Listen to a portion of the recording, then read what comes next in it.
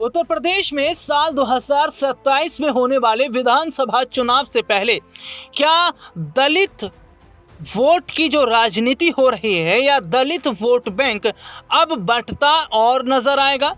क्या दलित vote bank के बंटने से मायावती को बड़ा झटका लगेगा और 27 के चुनाव से पहले दलित नेताओं की आपस में भिड़ंत ये बताती है कि कैसे मायावती को अब दलित वोट बैंक को एक साथ करने के लिए बड़ा कदम उठाना पड़ेगा। आखिरकार क्या वजह है कि मायावती को लेकर दो दलित नेता आपस में भिड़ गए? कांग्रेस के दलित नेता और पूर्व सांसद उदित राज ने एक बार फिर बसपा सुप्रीमो मायावती पर जोरदार हमला बोला। उदित राज ने कहा कि मायावती के दिल में कमल और जुबान पर अंबेडकर है। इसके साथ ही कहा, बहुजन समाज पार्टी जब जब सत्ता में आई तब तब अनुसूचित जाति जनजातियों के अधिकारों पर तब कुठाराघात किया। इसके साथ ही उन्होंने यह भी दावा किया कि बीजेपी इस बार बीएसपी को यूपी में परोक्ष रूप से लड़ाने वाली है। उदित राज के इन्हीं आरोपों पर बसपा के राज्यसभा सांसद रामजी गौतम ने जोरदार पलटवार कर दिया। बसपा के राज्यसभा सांसद रामजी गौतम ने कांग्रेस नेता पर निशाना साधते हुए कहा कि जब बसपा आगे बढ़ रही है तो विपक्षी पार्टियां अपने चमचों को एक्टिव कर इस तरह की अनर्गल बातें करवा रही हैं।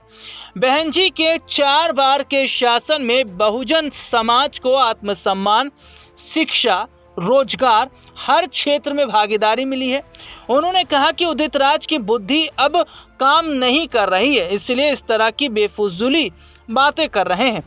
बता दें कि हाल ही में प्रेस क्लब में आयोजित एक प्रेस कॉन्फ्रेंस के दौरान दलित, ओबीसी, माइनॉरिटीज एवं आदिवासी संगठनों के परिसंघ के राष्ट्रीय अध्यक्ष डॉक्टर उदित राज ने आरोप लगाया कि बसपा काशी राम की विरासत का लाभ मनुवादी ताकतों को पहुंचा रही है।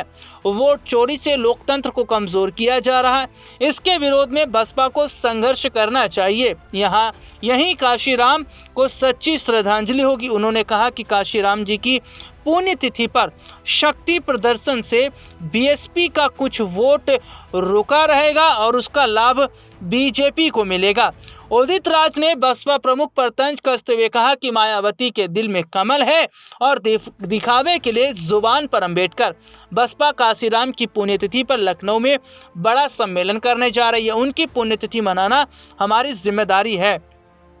अपने दर्शकों को बता दें कि मायावती को जहां ये कहा गया कि वो सीधे तौर पर दलितों को भ्रमित करती हैं और दलित वोट बैंक लेने के लिए उनका इस्तेमाल करती हैं, तो वहीं ये भी देखने को मिला कि बीएसपी के भी जो है नेता वो उतरते नजर आए, जिसमें उन्होंने कहा कि सीधे तौर पर ये जो आरोप लग रहे हैं ये ठीक नहीं है।